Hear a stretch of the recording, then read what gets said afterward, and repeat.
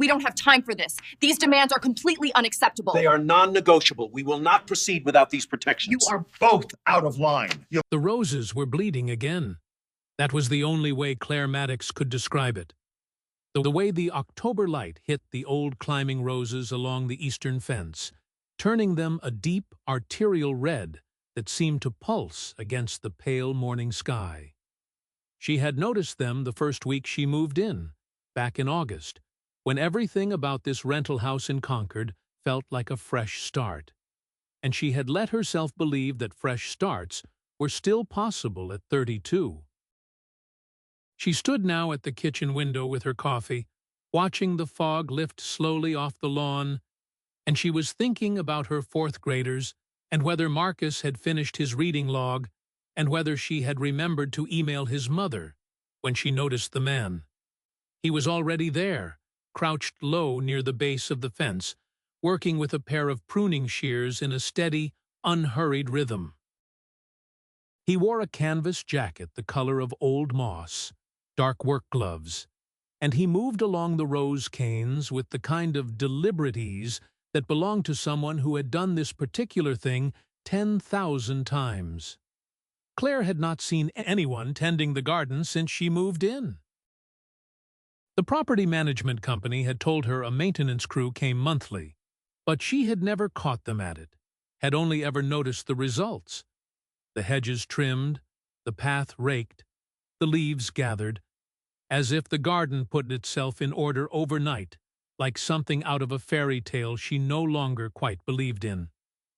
She pulled on her cardigan and took her coffee outside. The morning air was cold enough to make her breath visible, and the grass was still wet underfoot. She walked down the porch steps and across the lawn toward the fence, and the man did not look up until she was perhaps 10 feet away, and even then he only glanced at her sideways before returning his attention to the cane he was cutting. "Morning," Claire said. "Morning," he said. His voice was low and unhurried, the same register as his movements. She stood there a moment, not quite sure why she had come out here, except that she had been alone for 6 weeks in this house, and the sight of another human being in the garden had pulled her outside the way a lamp pulls a moth. Instinctively, without deliberation. "I didn't know they sent someone on Mondays," she said. He made a small sound that was not quite agreement and not quite disagreement, just an acknowledgement that she had spoken. He clipped another cane, examined the cut end, and set the trimming carefully in the canvas bag beside him. "Is there a schedule?" she asked. "I've been here since August, and I've never actually seen anyone working out here." "Early mornings," he said, "before most people are up." That explained it. Claire was not an early riser by nature.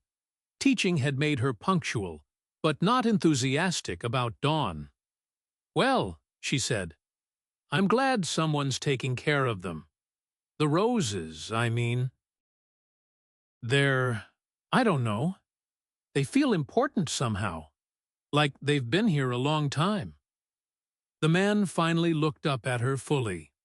He was older than she had initially guessed, somewhere in his mid-40s, with gray beginning at his temples and lines at the corners of his eyes that suggested either a lot of time outdoors or a lot of time worrying, or possibly both. His face was not handsome in any conventional way, but it was the kind of face that held your attention. Angular, deliberate, with dark eyes that seemed to be doing something more careful than just looking at her. "They have," he said. "The climbing roses on this fence were planted in 1947. Original owner's wife brought the rootstock from her family's place in Virginia." He glanced back at the canes.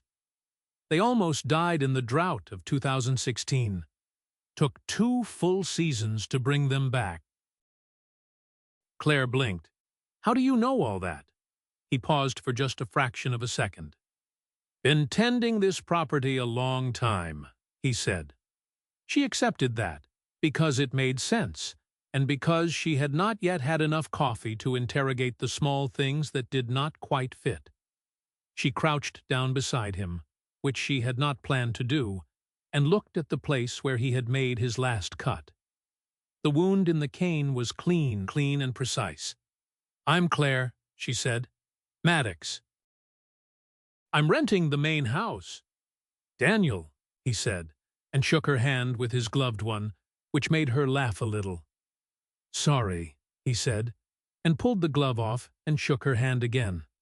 His hand was warm and slightly rough in a way that matched the canvas jacket and the pruning shears and everything else about him. "Can I ask you something?" Claire said, because the coffee was making her brave, or because she was tired of worrying about it alone. "Do you know anything about the rent situation?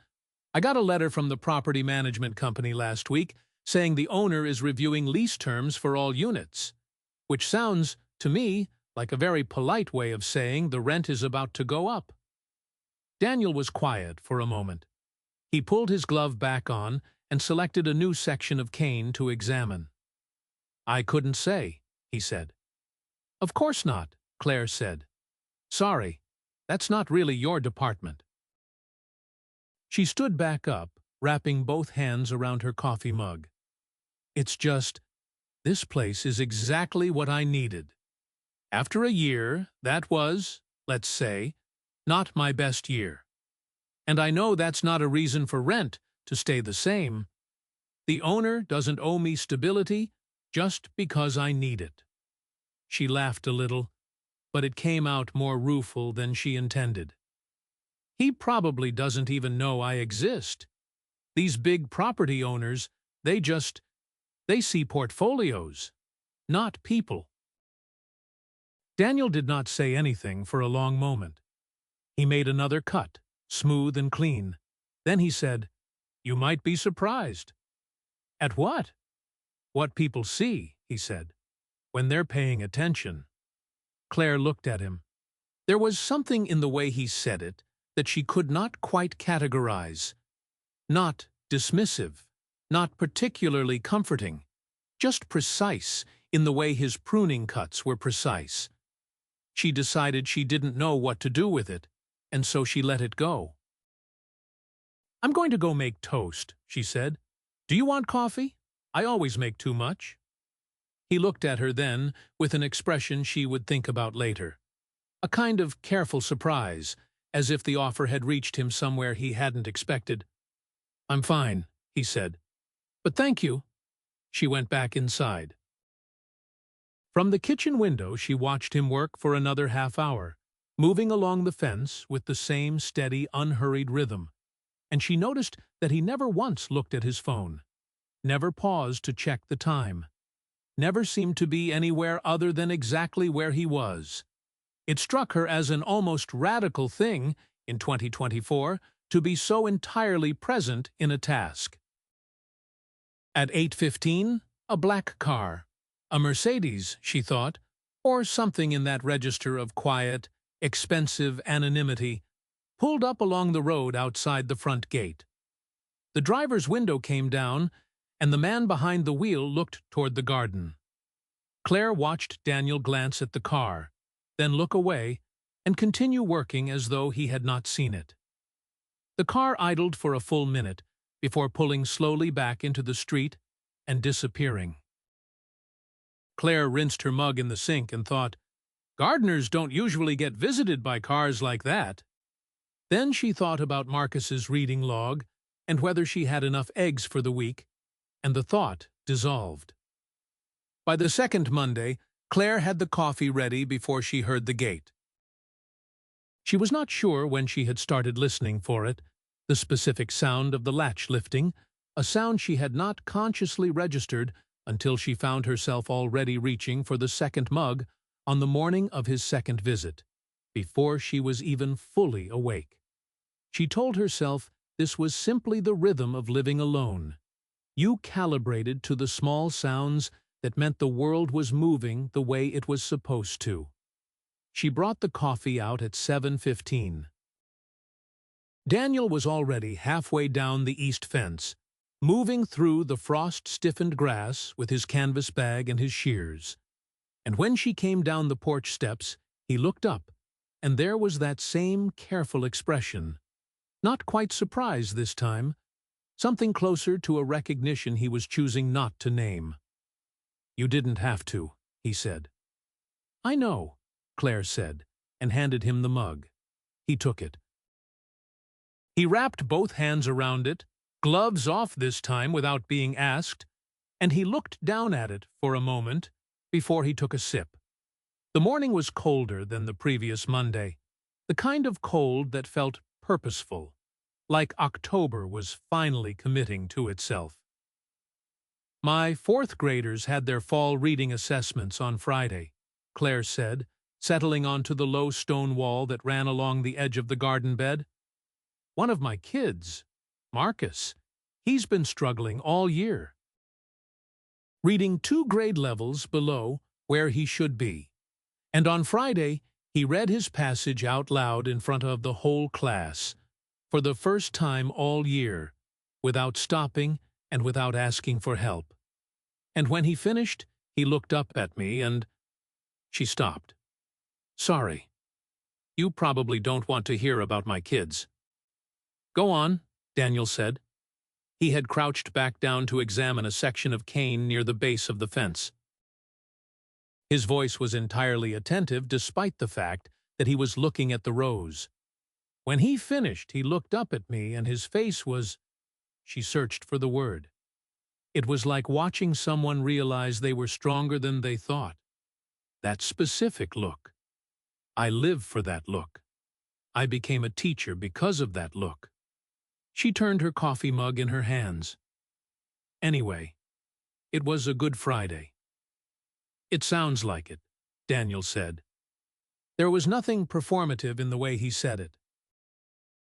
It was simply true, the way he said it. This was the thing about talking to Daniel, she was beginning to realize. He did not talk the way most people talk to her. Her colleagues at Emerson Elementary were warm but tired. Conversations in the teacher's lounge were brisk, compressed, constantly interrupted by bells and duties. Her sister called on Sundays, but always with one ear tilted toward her own children's noise. Her ex-husband, towards the end, had perfected the art of looking at her while thinking about something else entirely. Daniel just listened. Not with the studied attention of a therapist or the dutiful attention of someone who was waiting for their turn to speak. He listened the way he tended the roses, with full, unhurried presence, as if what she was saying mattered down to its exact shape. "Can I ask you something this time?" he said after a while. "Sure." "The year you said wasn't your best year. How long ago did it end?" Claire was quiet for a moment. Around them, the garden was still except for the sound of a crow somewhere beyond the far hedge. "The divorce was finalized in February," she said, "so technically 8 months ago. But I think it ended, really ended, about 2 years before that. We just didn't know how to stop." Daniel nodded, working the shears through another section of cane. "That's often how it goes," he said. "The ending takes longer than the thing itself." "That's either very wise or very depressing," Claire said. "Probably both," he said. She laughed. It surprised her, the clean, uncomplicated sound of it in the cold air. She had not laughed easily in a long time. Laughter had become something she produced for her students, for parent-teacher conferences, for the social lubricant of a school environment, not something that arrived without her planning it. "What about you?" she said. He glanced at her. "Are you married? Family?" She shook her head. "Sorry, that's probably a completely inappropriate question to ask a—" She gestured vaguely at him, and his canvas bag, and his pruning shears. "It's fine," he said. "No, not married. I was, for a while. A long time ago." He paused. "There's a daughter. She's 19. She's at Northeastern." "Does she know you?" Claire started, and then stopped herself again. "Know I what?" I was going to ask if she knows you do this for work, Claire said. But that came out wrong. Daniel looked at her, and for a moment, something shifted in his expression. A flicker of something she could not name. There and gone before she could examine it. She knows, he said, in her way. His phone buzzed in his jacket pocket. He ignored it. It buzzed again. He stood, turned slightly away from Claire, and answered it. Yes. A pause. I said I'll handle it. Another pause, longer. That's not your call to make. His voice was still quiet, but there was something in it now, a texture of authority she had not heard before, something that did not fit the canvas jacket or the pruning shears. I'll call you back. He hung up, stood with his back to her for a moment, and she caught, just barely, the words before he turned away. Something that sounded like the estate and the board. When he turned back, his face had returned to its usual composure. Sorry, he said. You don't have to apologize, Claire said. Work stuff? Always, he said. She left him to it at 8 and went inside to plan the week's spelling lists. From the window she worked, and she noticed a car again outside the gate. But this time it was a different car. A white Range Rover, and the woman who stepped out briefly onto the sidewalk was perhaps 35, in a coat that cost more than Claire's first month's rent. She stood outside the gate for a moment, looking through the iron bars at the garden, and then her gaze traveled to the porch, to the 2 coffee mugs sitting on the railing where Claire had left them. And something crossed her face, sharp and quick and unpleasant, before she got back in her car and left. Claire watched the car until it disappeared around the corner. That evening, she was checking the community notice board online when she saw the legal notice. It was a standard document, the kind that property management companies posted in common areas when ownership was in transition or review, and she had walked past the physical copy on the front gate post without reading it carefully. But online, she could zoom in, and she did. The document referenced the Hale Estate Holdings Trust and was signed at the bottom by a Daniel R. Hale. The name of the owner, she thought, not a lawyer. The owner. She stared at it for a moment and then thought, Hale is a common enough name. It's a coincidence. The gardener's name is Daniel, not... She scrolled back to the top of the document. Daniel R. Hale. She closed her laptop. Daniel was a common name, too. She lay in the dark that night and thought about what Daniel had said. The ending takes longer than the thing itself, and she thought about how precisely that was true, how the divorce had been a formality she'd signed in an attorney's office in February, while her marriage had actually ended on a Tuesday in October, 2 years before that, when her ex-husband Thomas had looked at her across a dinner table and she had seen, with sudden terrible clarity, that he was not sad. He was bored. He had stopped caring long enough ago that he no longer felt the absence of it, and she had been the last one to know. She had thought, for a long time afterward, that the embarrassing part was having stayed. But lying in the dark in this house in Concord, with the rain still moving quietly against the windows, she understood for the first time that the embarrassing part wasn't staying. The embarrassing part was how much smaller she had made herself, trying to become someone he might look at the way he used to. She had edited herself, quietly, over years, cutting away the parts that seemed to make him tired. The enthusiasm for teaching, the long conversations about her students, the way she cried at books about gorillas in shopping malls. She had done the cutting gradually enough that she had almost not noticed it was happening. And then a man in a canvas jacket had sat in her garden and asked her why she became a teacher, and she had told him the real reason, the Mrs. Kowalski reason, and he had said, "Go on," in a voice that meant it. She turned onto her side in the dark and looked at the rain on the window. Daniel R. Hale. She closed her eyes. She told herself it was a coincidence. She told herself she would look it up properly in the morning. She did not sleep for a long time. She graded spelling pretests until 11 and went to bed. The rain started on a Thursday morning and did not stop. It came in off the Atlantic the way late October rain always came in off the Atlantic near Boston.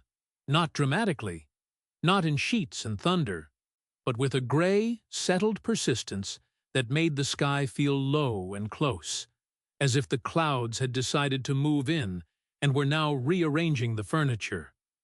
Claire had canceled her morning run, eaten cereal standing at the kitchen counter, and was 40 minutes into planning a unit on narrative writing when she heard the gate. She looked out the window. Daniel was at the far end of the garden, crouched near the base of the oldest rose, the one he had told her about in their first conversation, the one from the Virginia rootstock. Examining the lower canes with careful hands. He had a hood up against the rain, but it was doing limited good. His jacket was dark with water across the shoulders. She opened the back door. "Daniel?" He looked up. "Come inside," she said. "It's ridiculous out there." He started to decline. She could see it in the small gesture of his hand. And she said, "I have tea, and it's 38 degrees, and I am not going to stand here and watch you get hypothermia over a rose bush." And he looked at her for a moment with that expression she had begun to recognize, the one that was not quite surprise and not quite amusement, but lived in the territory between them. And he picked up his canvas bag and came inside. He stood in her kitchen doorway and dripped on the tile and looked slightly uncertain, which was not an expression she had seen on him before. She handed him a kitchen towel and he dried his face and the back of his neck while she put the kettle on, and she noticed him taking in the kitchen. Not invasively, not the way a stranger looks at your house, but with a kind of quiet recognition. The way you look at a room you knew once in a different context. "Sit," she said. He sat at the kitchen table. She made tea. Proper tea. Bagged Earl Grey with a splash of milk. Not the kind of thing she usually fussed about, but she found herself being precise about it. And she set the mug in front of him and sat across from him. "My lesson plan is a disaster," she announced. "I'm trying to teach 9-year-olds what a narrative arc is, and every example I come up with is either too complicated or too boring." "What examples have you tried?" "Charlotte's Web." "The one about the spider." "I know which one," he said, with a slight warmth in his voice. "Too complicated?" she said. "Too sad, probably, for an introductory lesson. They'll get caught up in the ending." "What would you use?" He thought about it, turning his tea mug in his hands. "Something where the stakes are clear, and the main character makes a choice that changes things. Something where the children can see themselves making a similar choice." He paused. "What did you read at that age that made you want to become a teacher?" She looked at him. No one had asked her that in years. Her professors in the education program had asked it during interviews. It had been a question on the application form, and at some point the question had calcified into an answer she gave automatically. A polished stone she could produce without thinking. But Daniel asked it the way he asked everything, as though he genuinely wanted to know. Not the answer, but the truth underneath the answer. "There was a book called The One and Only Ivan," she said slowly, "about a gorilla in a shopping mall who learns to paint. I know that sounds—" "It doesn't sound anything," he said. Go on. I read it in 4th grade, and my teacher, Mrs. Kowalski, she didn't just read it to us, she made us talk about what Ivan felt when he painted. What it meant that he could make something. And I remember sitting in that classroom thinking, this is the only place I've ever felt like the inside of my head was worth paying attention to. She stopped. That's why I became a teacher. I want to be Mrs. Kowalski. Daniel was quiet for a moment, and in the quiet she heard the rain against the kitchen window, steady and close. That's a clear reason, he said. Better than most people have. What's your reason? She said. For what you do. He looked down at his tea. I grew up in a house where everything, every conversation, every decision, every relationship, was filtered through the question of what it was worth. Financially, socially. He paused, and she had the sense that he was choosing words the way he chose cuts, carefully, for a specific purpose. When I'm working in a garden, that question disappears. Things are worth what they are. A rose cane is worth cutting clean, or it isn't. The soil is healthy or it needs amending. There's no performance required. Claire looked at him. That sounds like someone who found a way to escape something. Maybe, he said. Or someone who found the only place where the thing they actually are is enough. The rain moved through a heavier phase outside, and neither of them spoke for a moment, and the not speaking was comfortable in a way that Claire had not experienced in a very long time. She thought about what he had said, about performance, about the filtering question of worth, and she thought about how much of her own life in the last 2 years had been exactly that. The constant calibration of what she was worth to someone who had already decided the answer. You grew up wealthy, she said. It was not entirely a question. He looked at her evenly. What makes you say that? The way you talk about money, like it's something you had enough of to be tired of. She shook her head. I don't mean that critically. It's just, I grew up without it. And people who grew up without it talk about money differently. Like it's something outside themselves. You talk about it like it was inside the house. He was quiet for a moment. Yes, he said simply. I did. And now you tend gardens. Among other things. She was about to ask what the other things were when there was a sound at the front of the house. A car in the drive, a door, footsteps on the porch. She excused herself, went to the front door, and found a compact man in his early 60s in a well-tailored overcoat, holding an umbrella and looking as if he had been expecting to find no one home. Ms. Maddox, he said. Yes? I'm Edward Warren. I'm an attorney with Hale Estate Holdings. He produced a card from his breast pocket. I was just dropping off some documentation regarding the lease review. It should have been left in your mailbox. I apologize for the intrusion. He stopped. His gaze had gone past her shoulder, down the hall, toward the kitchen, where Daniel was visible at the table. Whatever she had expected his face to do, nothing, probably. The pleasant blankness of a professional, it did not do that. His face went through something she could not entirely decode. Recognition, and something that looked like alarm, and very quickly after that, a careful smoothing over, the way you pull a sheet tight across a bed to hide the wrinkles. Of course, he said, recovering. I'll leave these with you. He handed her a manila envelope. Have a good day, Miss Maddox. He was back at his car before she reached the kitchen. That was a lawyer, she said, for the property. Daniel looked at her. His expression told her nothing. Edward Warren, she said. Do you know him? I know who he is, Daniel said. She waited. He did not add anything. In her experience, People who said they knew who someone was without saying how were people who knew them better than they wanted to explain. She let it go, for now. They finished their tea. The rain began to ease. At 11 o'clock, Daniel put his jacket back on, thanked her for the tea in the same way he thanked her for the coffee, simply, without performance, and went back out to the garden.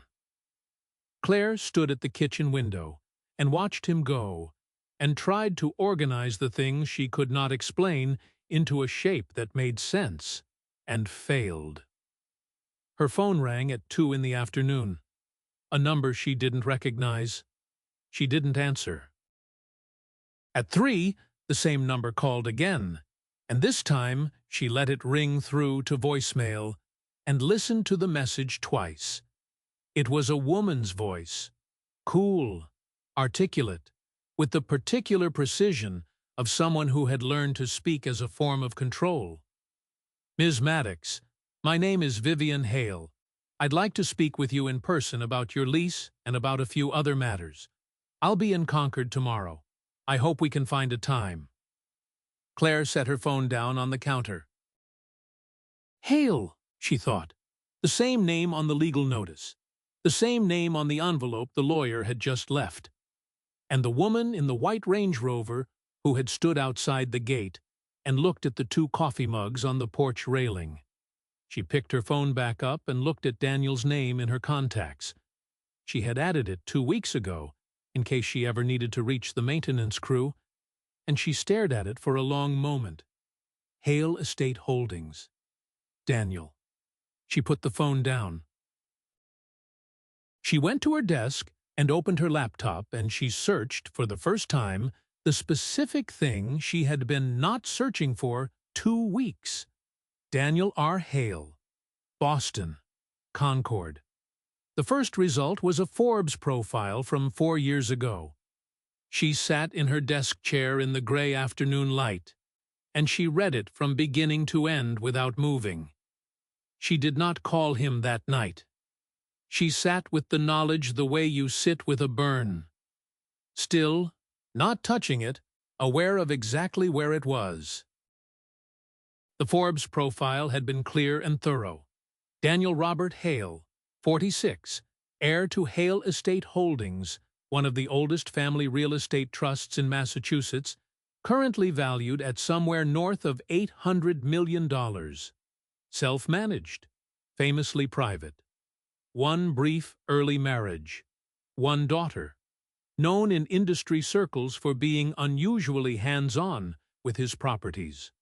Known in social circles for not attending them. She had looked at the photo in the profile for a long time. It was taken at a distance at some sort of charity event, and he was in a suit, and he looked profoundly uncomfortable in it. And she had thought, yes, that tracks. She called Vivian back the next morning and agreed to meet at noon. Vivian arrived in the white Range Rover, stepped onto Claire's porch in a camel coat and boots that suggested a deliberate understanding of what composed an entrance, and accepted the offer of coffee with a smile that did not commit to warmth. "I'll be direct," Vivian said, sitting at Claire's kitchen table in the same chair where Daniel had sat 3 days ago, which struck Claire as the kind of small cruelty the universe occasionally arranged.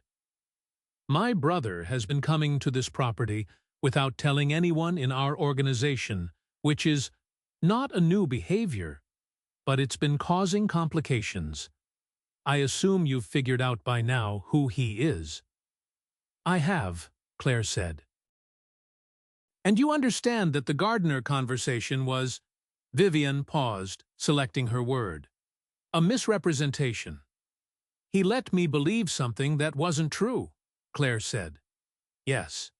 He does that," Vivian said. "He disappears into these properties and convinces himself he's a normal person, and it creates situations." She set her coffee down. "I want to be straightforward with you, Ms. Maddox. The estate is in a period of review. There are financial and structural reasons, which I won't bore you with, why this particular property needs to move. Daniel has been resistant, but the decision is being finalized. The sale will proceed, and the current tenants will receive 30 days' notice. The 30 days landed in Claire's chest like a stone. She had known it was possible. She had known since the first letter from the property management company. But knowing something is possible and hearing a specific number of days said out loud in your own kitchen are not the same thing at all. "When?" she asked. "The contract signing is scheduled for next week," Vivian said. Claire looked at her. "Does Daniel know you're here?" Something crossed Vivian's face, quick, slight, and not entirely comfortable. "Daniel and I are aligned on the business decision," she said. "The personal complications are something he needs to manage on his end." She stood, smoothed her coat. "I came because I thought you deserved the information directly. 30 days is tight, I know, but I wanted you to have time to plan." She left without finishing her coffee. Claire sat at the table for a long moment. Then she texted Daniel, "I need to talk to you. Can you come today?" He arrived at 2 in the afternoon. She had not planned what she was going to say. She had thought she had planned it, had run the conversation through her head a dozen times while doing dishes and making her bed and standing in the shower long past when the water turned cool. But when she opened the door and saw him in his canvas jacket with his keys in his hand, looking at her face with that careful attention that she now understood in a completely different and completely worse way, all of her planning dissolved. "Your name is on the deed," she said. He didn't look away. "Yes." "You own this house." "Yes." "You own the whole property. Every unit. The garden you've been tending every Monday and Thursday is your own garden." "Yes," he said, and the word was quiet and level, and he didn't flinch from it, which somehow made it worse. "And you just—" She stepped back, made a gesture that encompassed the entryway and the kitchen beyond and the porch where she had stood in the early mornings with 2 cups of coffee. "You just didn't say anything." "No," he said. "I didn't." "Why?" He stood in her doorway, and the afternoon light was gray and flat behind him, and he said, "Because you sat down next to me in the garden and talked to me like I was a person, and I couldn't remember the last time someone had done that without knowing first what my last name was, and I was—" He stopped, started again. "I was selfish. I wanted to keep it." Claire looked at him for a long moment. The anger in her was real. She could feel it clearly, a heat at the center of her chest. But underneath it was something more complicated, a layering she did not have the architecture for right now. "Your sister came this morning," she said. Something shifted in his face. "Vivian. She told me about the sale. 30 days. She watched his face. She said you and she were aligned. She said that. Are you?" He was quiet. "Daniel." "No," he said. "We're not aligned." "We haven't been aligned on this for months." He pressed his hand against the doorframe, a gesture that looked like it was keeping him anchored to something. "I've been trying to find a way to stop it. There's a clause in my father's trust that Vivian has been using to force the sale. It's complicated, but the short version is that she controls a portion of the voting shares, and she's been leveraging something in the original trust language to override my decisions. The estate attorney has been advising her." "Warren," Claire said. "Warren," he confirmed. "And you haven't stopped it." "Not yet." He looked at her. "I'm close, but I haven't been able to—" "Claire, I wasn't signing anything. I've been stalling for 6 weeks." 6 weeks, she said. The same 6 weeks you've been coming here and talking to me and letting me— She stopped. Her voice had done something she hadn't intended. She pulled it back. I told you things. About my life. My marriage. I told you I was afraid of having to leave. I know. And you were the person who would decide whether I had to. Yes. The word sat between them in the gray afternoon light. And you didn't tell me? She said. No, he said. I didn't tell you. He was not making excuses. He was not building an explanation around it or dressing it in better clothes. He was just saying it, and she thought, this is either the most honest thing anyone has said to me in years, or I do not have the tools right now to tell the difference. I need you to go, she said. He looked at her. For a moment, she thought he might say something that would reach her in a way she couldn't afford to be reached right now, and she held herself very still against the possibility. He nodded. He took his keys out of his pocket, and he held them for a moment, and then he put them back. I'm not going to sign, he said. That's not— She stopped. That's a business decision. It has nothing to do with this. No, he agreed. It was always going to be a business decision. But it has something to do with the fact that someone told me this property was worth keeping. And I believed them. He left.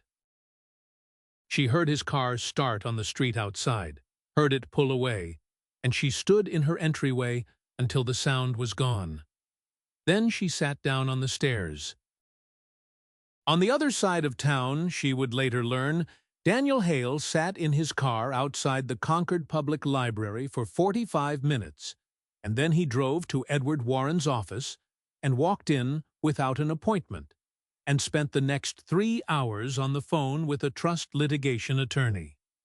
He had been reluctant to hire for 6 weeks because hiring her had felt like an escalation he'd kept hoping to avoid. On his kitchen table at home, unsigned, was a contract for the sale of 4 residential properties in Concord, Massachusetts, valued at $3.2 million. He had not signed it. He was not going to sign it. But Claire didn't know that yet. And there was still Vivian. And there was still Warren.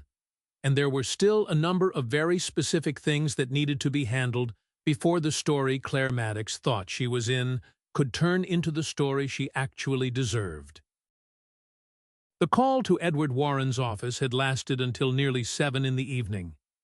Daniel's trust litigation attorney, a woman named Patricia Osei, who had the voice of someone who had spent 20 years being underestimated and had decided to find it useful, had listened to 3 hours of documents and history and family architecture before she said, simply, the 2019 amendment. Tell me everything your father said in the 6 months before he signed it. Daniel told her. And what she said next was the thing he had been circling for 6 weeks without quite being able to land on, the truth that had been sitting in the middle of the legal framework like a keystone he could not reach without pulling the whole arch down first. Your father had a documented cognitive assessment in March of 2019, Patricia said, which predates the amendment by 8 months. If that assessment shows any measurable decline, and given what you've described, I think it will, then the amendment may not be valid. Warren knew. He was the attorney of record. He witnessed the signing. He witnessed it, Daniel said. He did. Which means, if the amendment is invalid, Warren has a significant problem, and Vivian's leverage disappears entirely. Daniel had asked her what she needed, and she had told him, and he had spent the next morning gathering documents with the same deliberate attention he brought to pruning, cutting only what needed to go, leaving the rest clean.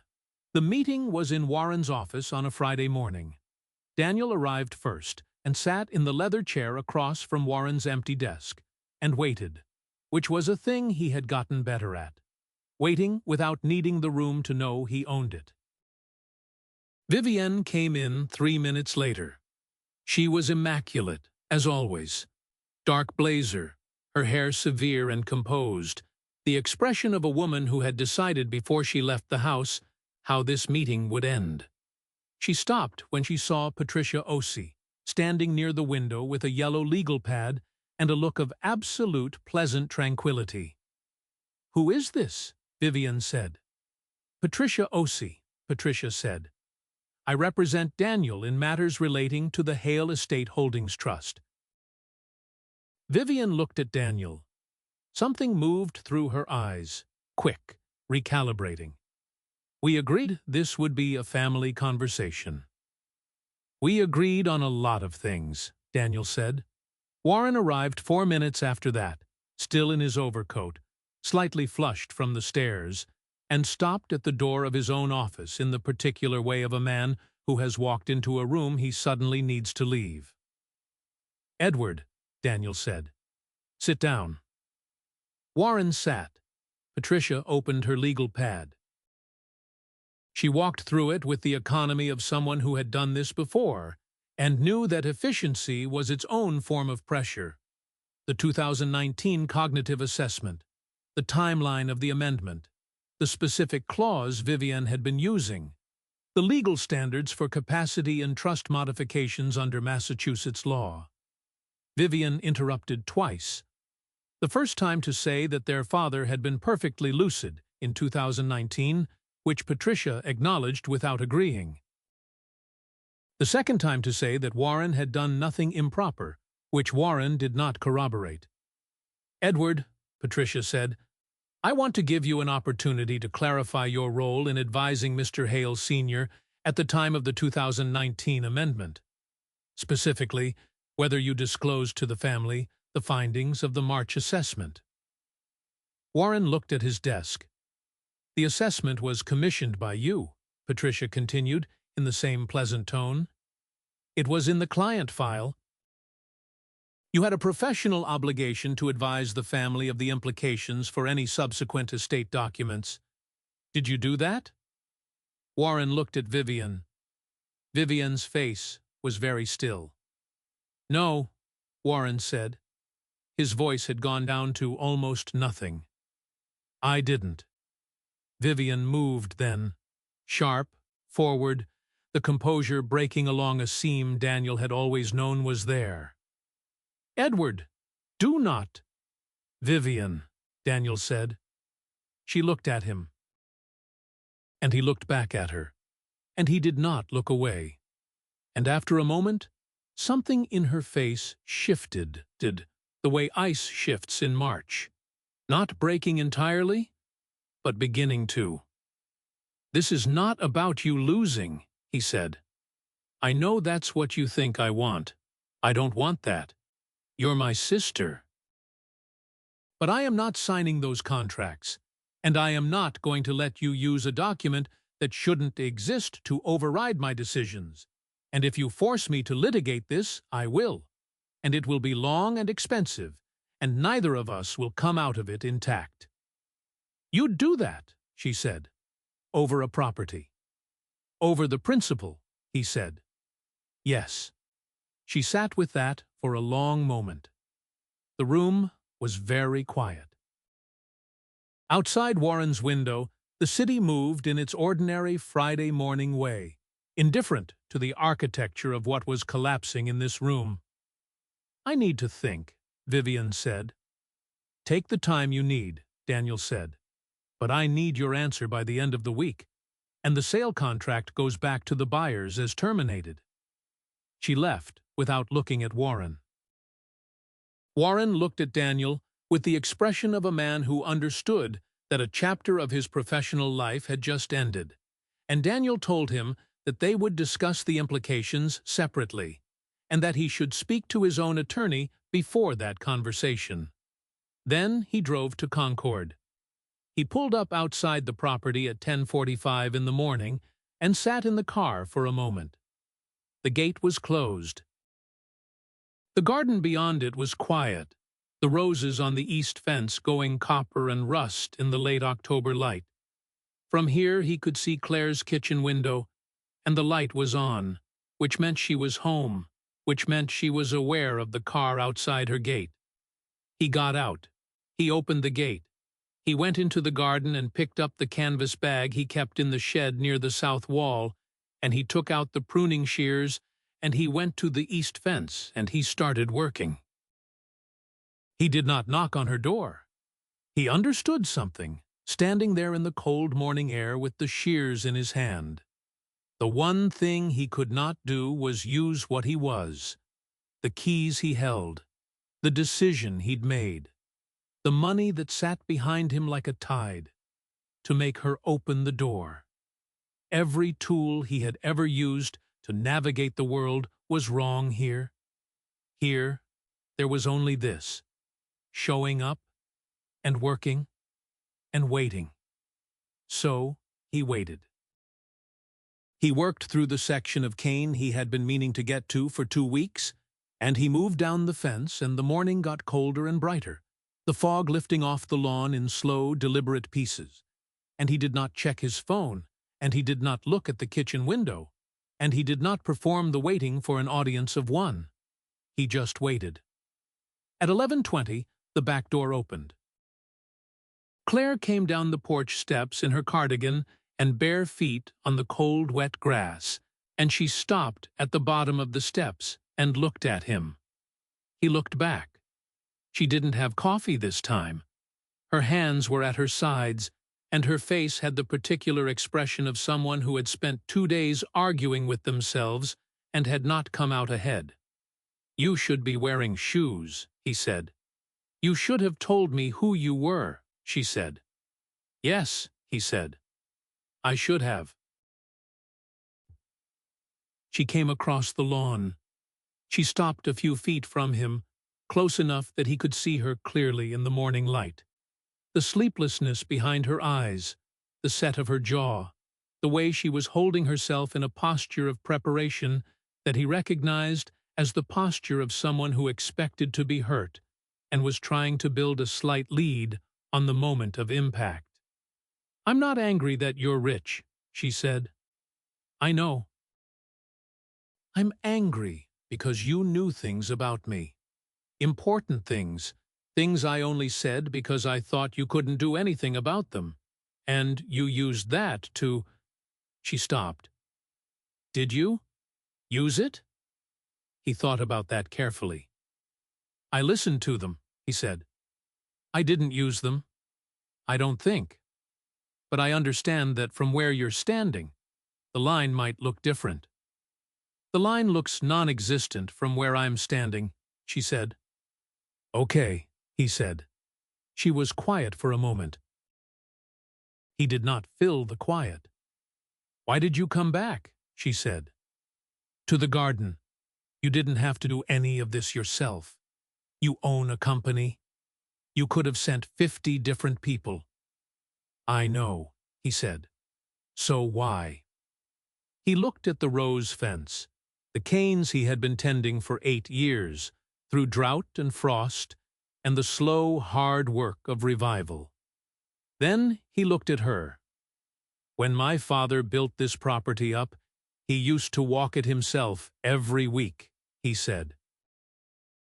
"He said if you stopped touching the things you owned, you stopped knowing what they were worth. He meant it financially, but I think he was accidentally right about something else." He paused. "I come here because it reminds me that things can come back from bad seasons. The Virginia rose almost died in 2016. 2 years of work, and it came back stronger than it had been in decades." He looked at her. "I'm not saying that's your story. I know you can write your own story. I'm just saying it's why I come." Claire stood in the grass in her bare feet in the October morning, and for a moment her face did something he didn't try to interpret. "She threatened me," Claire said. "Vivian. She came to my kitchen, and she told me you were aligned, that I had 30 days. "She lied," he said. "About the alignment. I've never been going to sign those contracts. He reached into his jacket pocket. He held out the keys, 2 of them on a simple ring, the old-fashioned kind with a brass tag. The sale is terminated. It'll take a few weeks for the legal process to confirm it, but the contract is dead. The property isn't going anywhere. She looked at the keys in his hand. She did not take them immediately. "What does that mean for me specifically?" she said. "Your lease continues at its current terms," he said, "as long as you want it." "And what does it mean for—" She gestured, a small, complicated gesture. "This?" he said. "Yes, this." He thought about how to answer that honestly. "It means I'd like to keep coming on Mondays and Thursdays," he said. "If that's something you want. Not because I own the property. Because—" He stopped. "Because you asked me if I wanted coffee on a cold morning, and you didn't know who I was, and it was the most uncomplicated kindness anyone had offered me in longer than I can remember." She looked at him. The fog had lifted entirely now, and the morning was sharp and clear, the roses on the fence catching the sun and burning their impossible October red. "You'd have to tell me things," she said, "when they matter. Not everything. I don't need everything. But the things that have to do with me." "Yes," he said, "I understand that. And if I need to be angry about this for a while longer, I'll be in the garden," he said. She almost smiled. It didn't quite make it all the way, but the almost was real, and he had learned to value the real version of things over the polished version. So he took it. She reached out and took the keys. She turned them over in her hand for a moment, looking at them. Then she looked up at him with an expression he couldn't name yet, but thought he might, in time, learn too. "I'll make coffee," she said. She went back across the lawn and up the porch steps and inside, and he turned back to the fence and picked up the shears, and he worked in the cool, bright morning air, and when she came back out with 2 mugs and sat on the low stone wall, they talked. Not about the trust, or the contracts, or the months of careful misdirection, but about Marcus and his reading log, and what it looked like on a child's face when they realized they were stronger than they thought. And later, much later, after the coffee was cold and the morning had given way to afternoon, and the light had shifted all the way across the garden, Claire would think about what it means to be seen, really seen, by someone who has no reason to look carefully, who gains nothing from the looking, who stays in the cold morning because the thing in front of them is worth attending to. She had thought, for 2 hard years, that she had become invisible. That the version of her that was worth witnessing had been filed away somewhere in the architecture of a marriage that had stopped working, and she wasn't sure she could find it again. Wasn't sure it still existed in a form she could offer anyone. But Daniel had seen it. Not because he was rich, not because he was generous with his properties or his time, not because circumstances had placed them conveniently in the same garden. He had seen it because he had looked, really looked, the way you look at a rose cane to understand what it needs, without the filter of what you want it to be.